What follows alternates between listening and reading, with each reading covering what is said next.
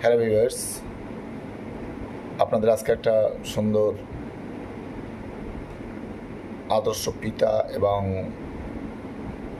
আদর্শ সম্রাট এবং একদম মাটির মানুষ নিরহংকারী একটা ব্যক্তির ঘটনা শোনাব, যার নাম হচ্ছে বাদশাহ আলমগীর। আপনারা জানেন, যিনি সুবিশাল ভারতবর্ষের মহান সম্রাট।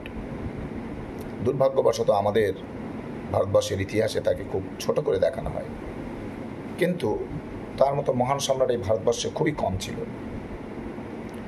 তিনি যে পদক্ষেপগুলো নিয়েছেন অনেক কারণে নিয়েছেন, পূর্বের ভিডিও আমি অলরেডি বলেছি।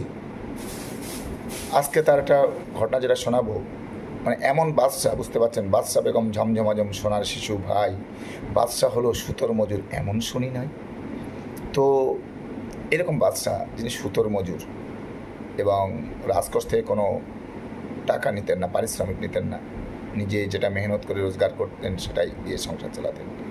যাই হোক, তো বাদশার ছেলে একটা শিক্ষকের কাছে উনি পড়তে দিয়েছেন। তো পড়তে দেওয়ার পর এমত অবস্থায় নামাজের টাইম হয়ে যায়। সেই সময়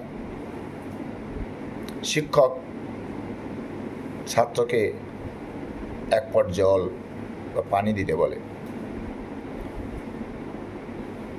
ছাত্র পানি দেয়। এখন এই ঘটনাটা যে শিক্ষক তার সম্রাটের, মহান সম্রাটের ছেলেকে দিয়ে পানি আনিয়েছেন, জল আনিয়েছেন, এটা সম্রাটের নজরে আসে। তো পড়া শেষে সম্রাট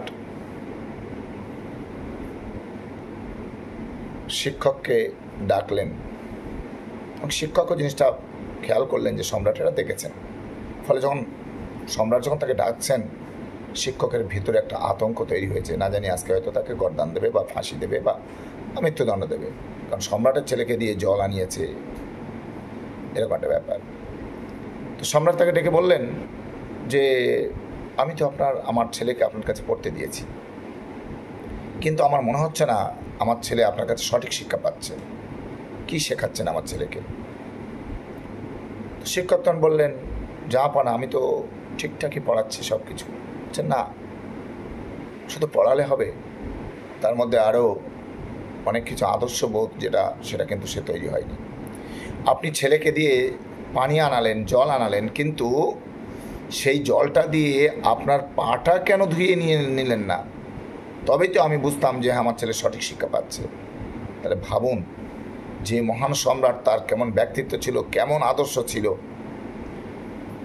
তো বুঝতেই পারলেন, এরকম একটা সম্রাটের ঘটনা আপনাদের শোনালাম। আশা করি ভালো লেগেছে এবং সত্য ঘটনাগুলো পরপর জানুন। সাবস্ক্রাইব করুন, লাইক দিন, কমেন্ট করুন। ধন্যবাদ।